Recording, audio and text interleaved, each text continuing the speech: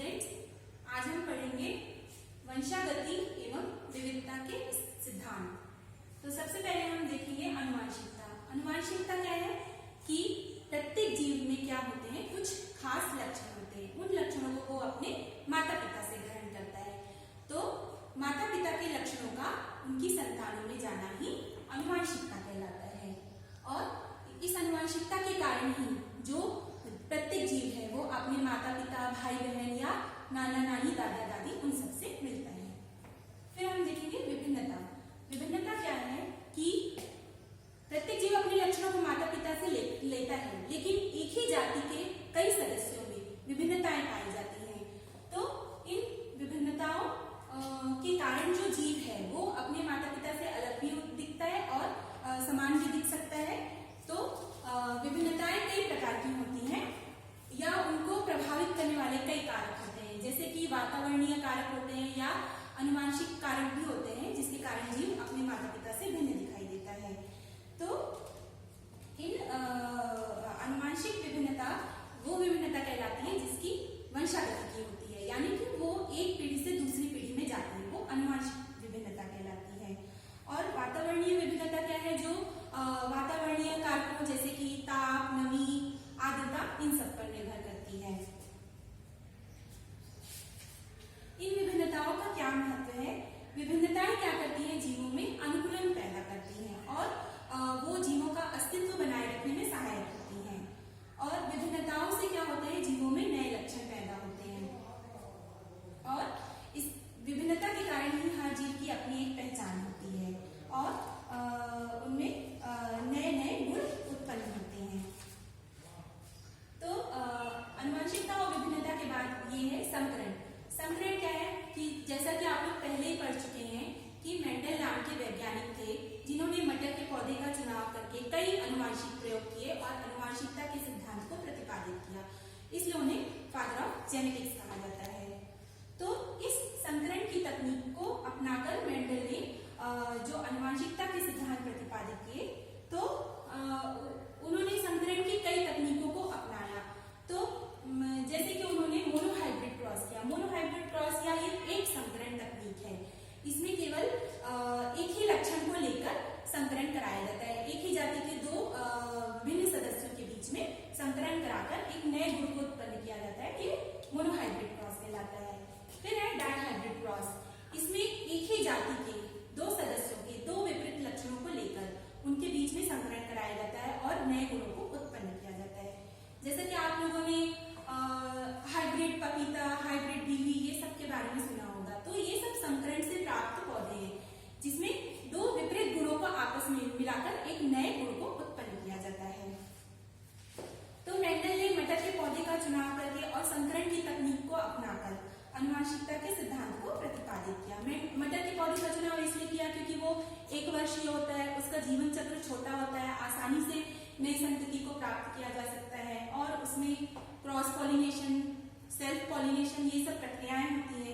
इस कारण उन्होंने मटर के पौधे का चुनाव किया। तो संकरण की तकनीकों को अपनाकर मेंडल ने जो अनुवांशिकता के सिद्धांत को प्रतिपादित किया, तो उन्होंने लक्षणों की वंशागति के लिए जिम्मेदार कारक को उन्होंने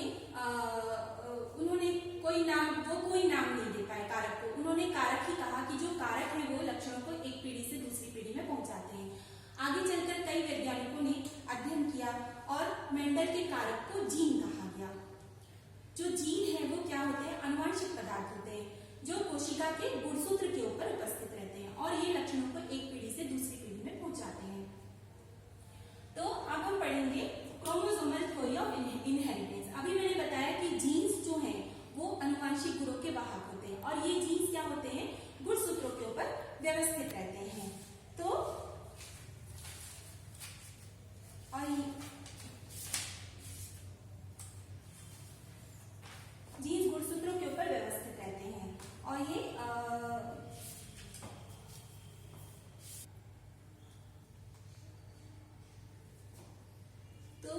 अनुवांशिक गुणों के वाहक के लिए जिम्मेदार जो कारक या फैक्टर्स थे वो क्या माने गए, गुणसूत्र, जो कि लक्षणों को एक पीढ़ी से दूसरी पीढ़ी में सब पहुंचाते हैं।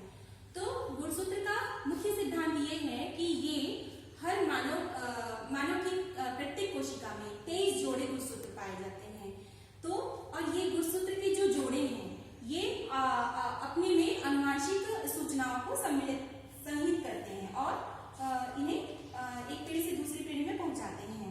तो इस सिद्धांत के गुणसूत्रीय सिद्धांत के प्रमुख बिंदु इस तरह से हैं कि एक मादा का जो अंडाणु है और वो और एक नर का जो शुक्राणु है, वो उनके जो गुणसूत्र हैं वो आपस में मिलते हैं और आपस में मिलकर एक नई संतति की उत्पत्ति करते हैं। तो अगली पीढ़ी में वो जो गुणसूत्र, तो मादा से केवल एक और नर से केवल एक गुणसूत्र संतान को मिलता है और संतान में फिर वो जोड़ी के रूप में प्रदर्शित होता है। और मादा के अंडाणु और नर के शुक्राणु से जाइगोट का निर्माण होता है और जाइगोट आगे चलकर भ्रूण में परिवर्तित होकर आनुवंशिक गुणों को प्रदर्शित करता है। और हर जीव में गुणसूत्रों की संख्या निश्चित होती है और जो गुणसूत्रों की जो जोड़ी है वो जीवों के विकास में अपनी भूमिका अदा करती है। इन गुणसूत्रों की संख्या या संरचना में परिवर्तन होने से जीव का विकास प्रभावित होता है। तो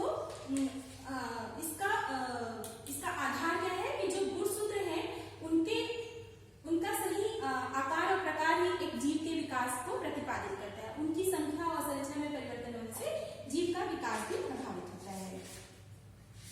तो अब हम देखेंगे कि सेक्स डिटर्मिनेशन या लिंग निर्धारण क्या है। तो अभी मैंने बताया कि मानव कोशिका में 23 जोड़े गुणसूत्र पाए जाते हैं। तो उसमें से जो 22 जोड़े गुणसूत्र होते हैं वो नॉन जेनेटिक गुणसूत्र होते हैं, यानी कि वो सेक्स डिटर्मिनेशन या लिंग निर्धारण में भाग नहीं लेते। लेकिन जो 23वां जोड़ी गुणसूत्र होता है वो सेक्स क्रोमोसोम्स कहलाता है। अब वो सेक्स क्रोमोसोम जो होता है या 23वीं जोड़ी के जो गुणसूत्र होते हैं मादा और नर में, वो लिंग गुणसूत्र कहलाते हैं और वही लिंग का निर्धारण करते हैं। तो नर में क्या होता है, यहाँ पे मैंने लिखा है XY। तो नर में क्या होता है कि Y गुणसूत्र पाया जाता है जो कि उसकी नरता को प्रदर्शित करता है। तो इसमें गुणसूत्र की जो जोड़ी होती है नर में वो XY के रूप में रहती है। ये विषम युग्मी कहलाते हैं क्योंकि दो अलग अलग हैं। और एक मादा में जो सेक्स क्रोमोसोम्स या लिंग गुणसूत्र होते हैं वो XX होते हैं, ये होमोजाइगस होते हैं यानी कि एक समान होते हैं और यही लिंग के निर्धारण में भाग लेते हैं। तो इसके बाद हम देखेंगे लिंकेज या संलग्नता क्या है। तो अभी मैंने बताया कि जीन्स जो है वो गुणसूत्रों के ऊपर पाए जाते हैं। तो एक गुणसूत्र के ऊपर ये जीन्स एक समूह के रूप में रहते हैं और एक समूह के रूप में एक पीढ़ी से दूसरी पीढ़ी में जाते हैं। तो एक गुणसूत्र के ऊपर उपस्थित जीन्स का एक समूह के रूप में एक पीढ़ी से दूसरी पीढ़ी में जाना ही लिंकेज या संलग्नता कहलाता है। तो ये संलग्नता दो तरह की होती है। एक तो है कंप्लीट या पूर्ण संलग्नता, जिसमें एक गुणसूत्र के ऊपर जीन्स पास स्थित रहते हैं और वो एक पीढ़ी से दूसरी पीढ़ी में जाते हैं। और दूसरी है अपूर्ण संलग्नता। इसमें एक गुणसूत्र के ऊपर उपस्थित जीन्स के बीच की दूरी अधिक होती है, जिससे वो अगली पीढ़ी में साथ में भी जा सकते हैं और नहीं भी जा सकते हैं। तो ये अपूर्ण संलग्नता कहलाती है। और इस तरह से एक गुणसूत्र के ऊपर समूह में स्थित जीन्स संलग्न जीन्स कहलाती हैं। तो इस संलग्नता का महत्व क्या है? तो जब जीन्स समूह के रूप में एक पीढ़ी से दूसरी पीढ़ी में जाते हैं तो वो नए लक्षणों को प्रदर्शित करते हैं और जो पीढ़ियों का जो जीन कॉम्बिनेशन है वो एक समान बना रहता है और लिंग संलग्न जीन्स के आधार पर आने वाली जनरेशन के लक्षणों को पहले से बताया जा सकता है। और जीन मैपिंग और गुणसूत्र संबंधी अध्ययन में ये लिंग संलग्न जीन्स की भूमिका रहती है। अब हम देखेंगे कि जो संलग्न जीन्स हैं, तो कई बार क्या होता है कि जो संलग्न जीन्स है वो एक साथ उनकी वंशागति नहीं होती, वो अलग अलग हो जाते हैं। मतलब कि दो समजात गुणसूत्रों के बीच में एक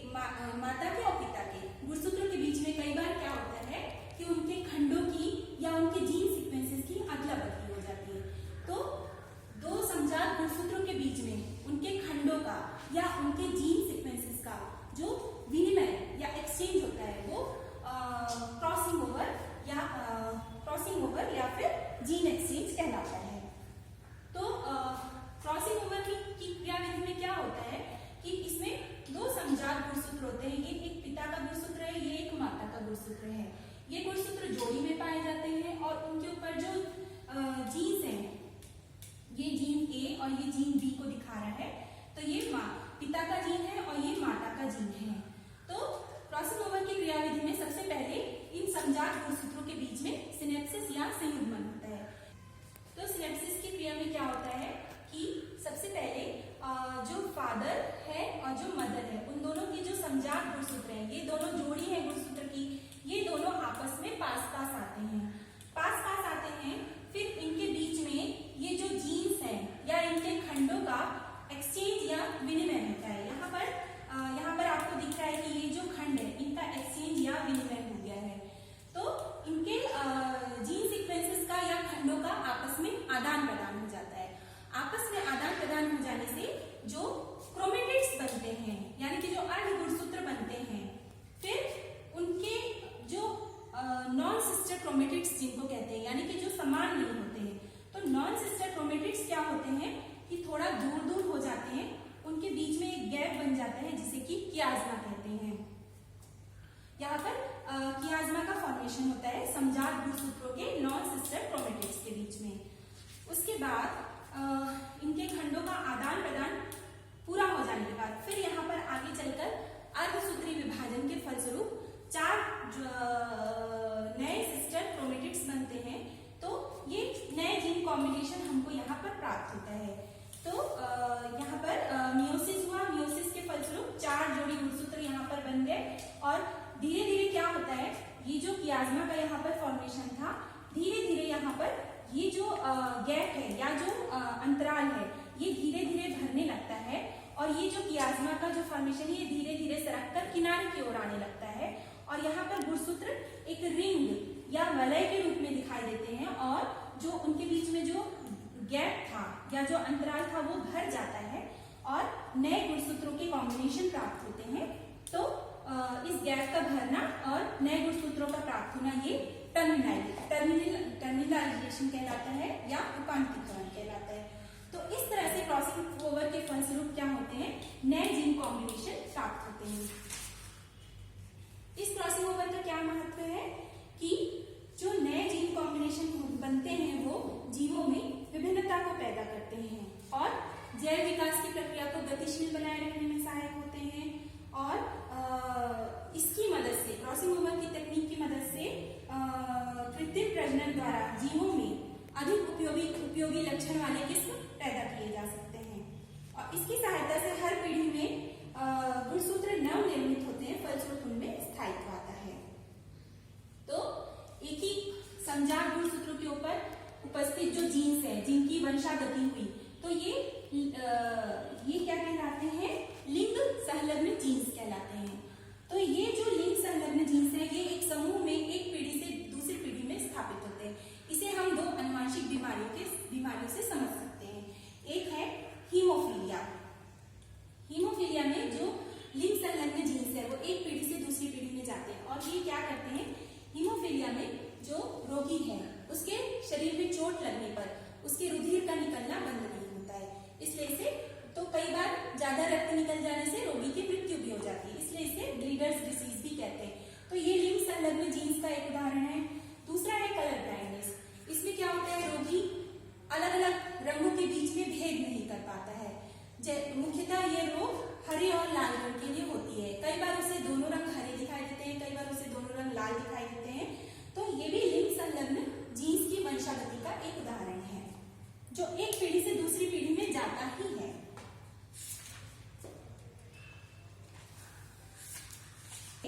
कि मनुष्य में अनुवांशिक विकार, तो अभी मैंने बताया कि मनुष्य में 23 जोड़े गुणसूत्र पाए जाते हैं। जो 22 जोड़े गुणसूत्र होते हैं जो कि लिंग निर्धारण में भाग नहीं लेते वो ऑटोसोम्स कहलाते हैं और जो 23वां जोड़ी गुणसूत्र होता है जो कि लिंग निर्धारण में भाग लेता है वो सेक्स क्रोमोसोम्स कहलाता है। तो इनकी संख्या या संरचना में परिवर्तन होने से कई अनुवांशिक विकार पैदा होते हैं। हमारे एक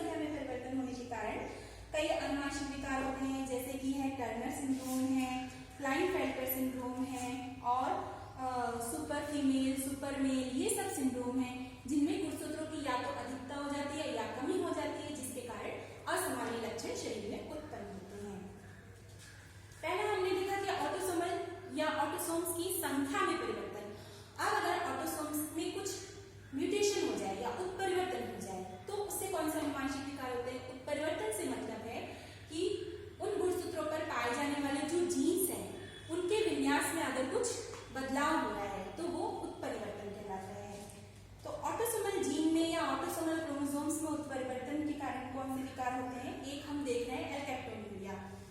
और एल्केप्टोन्यूरिया में क्या होता है कि इसमें मानव शरीर में ऑक्सीडेज एंजाइम की कमी हो जाती है। वो ऑक्सीडेज एंजाइम होमोजेनिस्टिक एसिड को तोड़ने का काम करता है। तो इस अनुवांशिक विकार के कारण ऑक्सीडेज एंजाइम नहीं बन पाता और होमोजेनिस्टिक एसिड टूट नहीं पाता, जिसके कारण वो ऊतकों में जमा होने लगता है और बीमारियों को पैदा करता है। दूसरा है फिनाइलकेटोन्यूरिया। फिनाइलकेटोन्यूरिया में क्या होता है कि इसमें व्यक्ति के शरीर में फिनाइल एलानिन हाइड्रोक्सिलेज नामक एंजाइम नहीं बन पाता इस अनुवांशिक विकार के कारण। और ये फिनाइल एलानिन हाइड्रोक्सिलेज एंजाइम जो है वो क्या करता है कि फिनाइल एलानिन जो कि एक अमीनो एसिड है उसको टायरोसिन में बदलने का काम करता है। तो इस एंजाइम के नहीं होने के कारण जो फिनाइल एलानिन है वो टायरोसिन में नहीं बदल पाता है। इसलिए ये जो फिनाइल एलानिन है वो शरीर में अधिक मात्रा में हो जाता है और अधिक मात्रा में हो जाने से वो मनुष्य के मस्तिष्क पर प्रभाव डालता है। इससे जो बच्चा पैदा होता है वो असामान्य होता है और उसकी अल्प आयु में मृत्यु भी हो सकती है। फिर और ऑटोसोमल जीन्स में उत्परिवर्तन होने वाले और भी रोग हैं, जैसे कि हैं एल्बिनिज्म है, टे सेश रोग है, गाउचर्स रोग है, सिकल सेल एनीमिया है, थैलेसीमिया है, अल्जाइमर्स है। ये सब ऑटोसोमल जीन्स में उत्परिवर्तन के कारण होने वाले विकार है। अब अगर लिंग गुणसूत्र में उत्परिवर्तन हो जाए, यानी कि लिंग गुणसूत्रों के जो जीन्स हैं उनके विन्यास में कुछ परिवर्तन हो जाए तो उससे कई रोग होते हैं, जैसे कि हमने देख चुका है हीमोफीलिया, कलर ब्लाइंडनेस, ये लिंग गुणसूत्रों के उदाहरण हैं। अब अगर गुणसूत्रों की संरचना में परिवर्तन हो जाए, हमने देखा उनकी संख्या में परिवर्तन, उनके जीन्स में म्यूटेशन हो जाए तो उससे जो अनुवांशिक विकार है। अब अगर उनकी संरचना में परिवर्तन हो जाए तो उससे कई अनुवांशिक बीमारियां होती हैं, जैसे कि है क्राइटू-चैट सिंड्रोम। इसमें जो व्यक्ति है वो विचित्र तरह की आवाजें निकालता है। और जैसे कि है क्रोनिक ग्रैन्युलोसाइटिक ल्यूकेमिया, इसमें